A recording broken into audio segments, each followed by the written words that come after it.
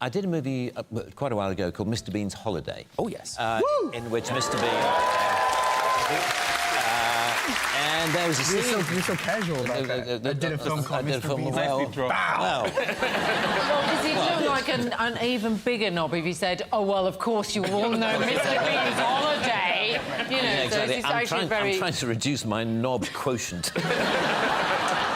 Rowan Atkinson has a rare ability to make millions laugh with minimal words. From iconic Mr. Bean moments to unforgettable live performances, his comedy has entertained audiences for decades. Today, we're looking at some of his funniest moments. Your face as your greatest asset, your facial dexterity. It's something that I never realized I had until I was about 21, only 7 years ago, yeah. When I realized that I did have this face that seemed to have all the permutations that you know, that malleable, and one can go like that, and, you know, you can twist about it. In an interview on The Graham Norton Show, Rowan Atkinson shares his experiences interacting with fans. And it's the thing I find most tricky is when people don't recognize you particularly, but half recognize you. You know, it's that strange thing where they go... A few years ago, there was I was in a Land Rover parts department near Peterborough, the kind of place you find me on most Saturdays. And we're waiting for car parts. And car parts, guys hang around a lot because, you know, to get a part, the guy has to go half a mile to the back of the warehouse and then come back again, and he brings it back. And he says, this is a left-hand one. Oh, you wanted a right-hand one? Sorry, I'll go. And he goes, and it takes forever. Anyway, I was standing around with a group of guys, and I could see this guy doing that. And he came up to me after a while, and he said, excuse me, has anyone ever told you that you're the absolute spitting image of that Mr. Bean? And I said, well, actually, I am the actor who plays Mr. Bean. And he said,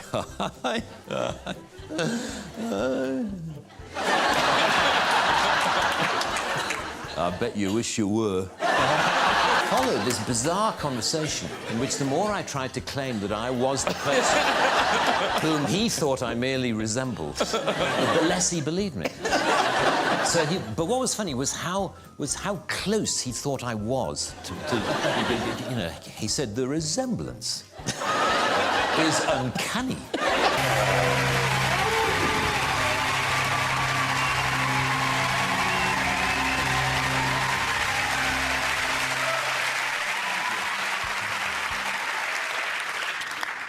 Hello. It's nice to see you all here. Now, as the more perceptive of you have probably realized by now, this is hell. And I am the devil. Good evening. But you can call me Toby, if you like. We try to keep things informal here, as well as infernal. That's just my little joke. Now, you're all here for eternity, which I hardly need tell you is a heck of a long time. But I'm sure you'll all get to know each other pretty well by the end. But for now, I'm going to have to divide you up into groups, if that's okay. Can you hear me at the rack? Well, if you'd stop screaming, that would help.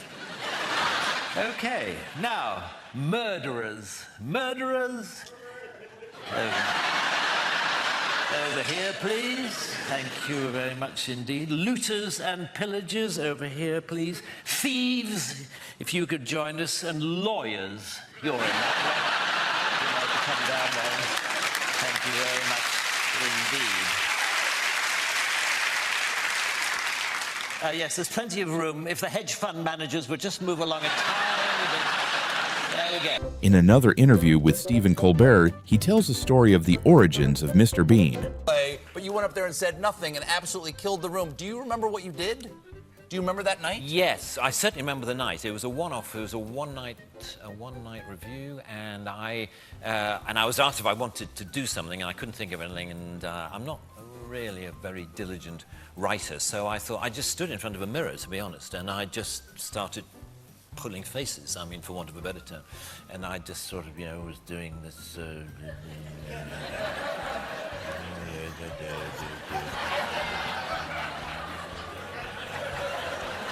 And then there was this idea of having a card. Have you got anything that I could... Well, it was a piece of paper. And where I can't remember very well now, so this won't be at all funny, but I'll do it anyway. Great. I'll do it anyway. Where he came out and the audience were there, as indeed they are here tonight. And I came out just going...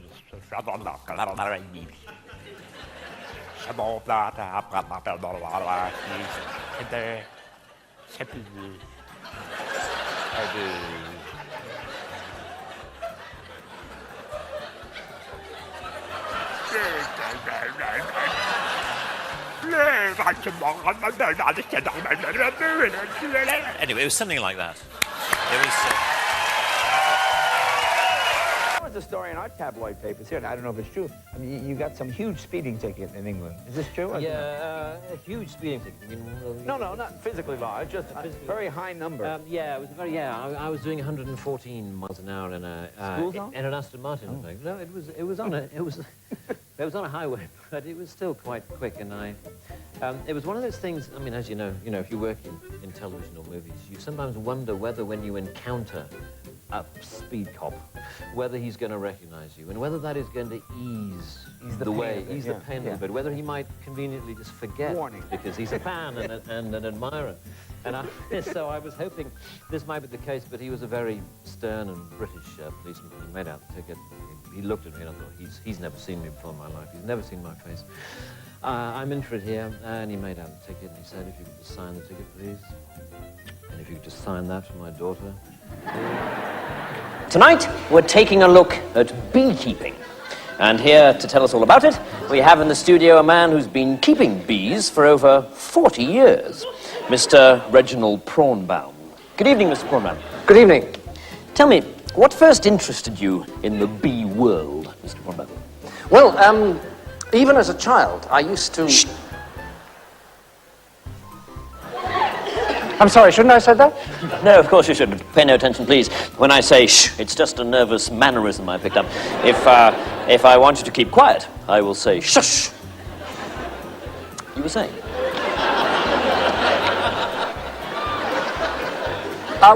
Even as a child, I used to wander around. Shh. Oh, I'm sorry. In the fields near my home, watching the bees flying from flower to flower. Shh. And taking note of the flowers that they visited. Shush! Was that wrong? I'm so sorry. Did I say shush? I meant shh. And so I have grown to love the little creatures. I mean, nature really has produced a little masterpiece in the life... Quack! I'm so sorry. I'm afraid that's a reflex action, too. I squawk whenever someone mentions the word life. Quack! You see, even when I mention it myself. I should have told you. Please go on. Oh, very well. Well, the bees, as you know, are divided into different categories. Shh!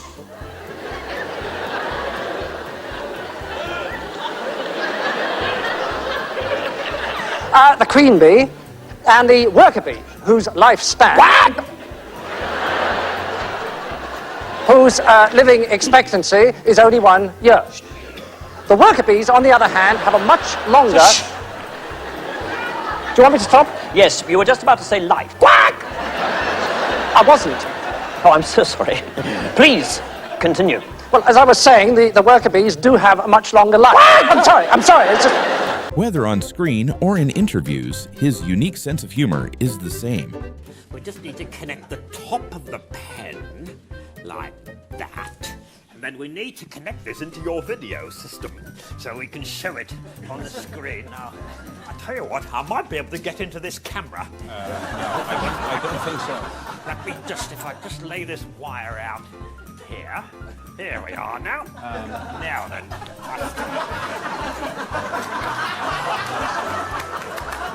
Yes, this'll work fine, y'all. Don't you worry. Everything, we just have to connect that into there. Right, if I can just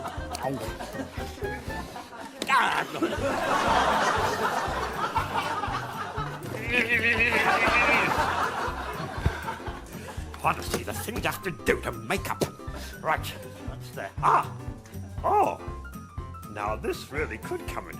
It's an electrical screwdriver, isn't it? Let's see, I've got that connected. So that goes to the camera, and we're getting the oscillator in there. Now, with a bit of luck, if I just bring this out here, like this, let's see, that should go round like that. Don't know if you can see this. And then round like... It's a very... It's a bit primitive. I admit, it's a bit primitive. I would say so. But I've got a feeling this might work out all right.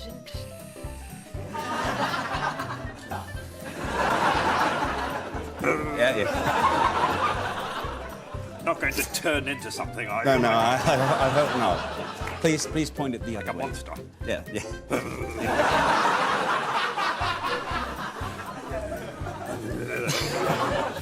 Good evening. Welcome to the University of London for this, the 14th part of our diploma course in elementary courting for men. Tonight we look at the first date. Obviously, taking out a girl for the first time is a very complex issue. The first crucial step is having arranged to pick up your date, not to look like a complete idiot when she opens the door.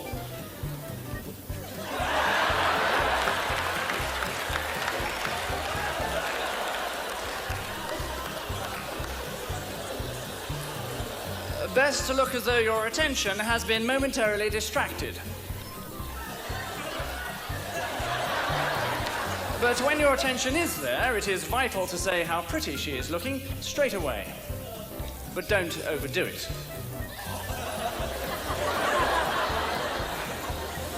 If at this point you are introduced to her parents, attitude is all important. You can be too casual. You can be too keen.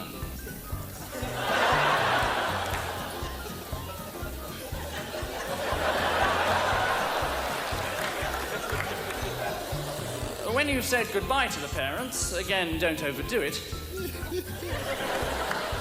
Lead her to your car. There are various ways of driving. If you drive like this,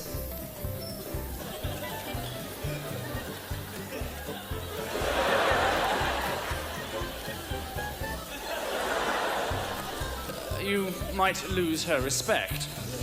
If you drive like this,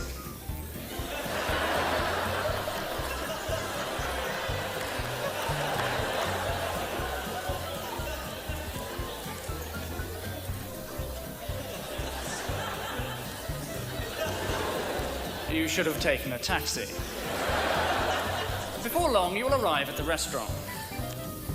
Tuck your date into her seat yourself and ask the waiter for the wine list.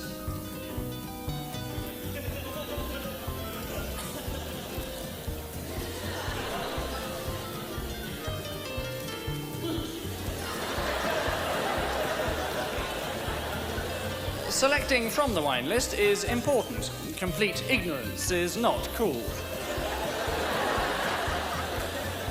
When the bottle arrives, there's much to be made in the tasting of it, but don't be too professional.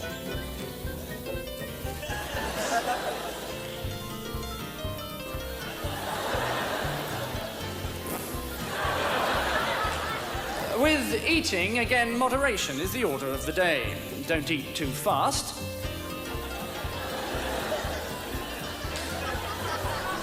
But don't eat too slowly.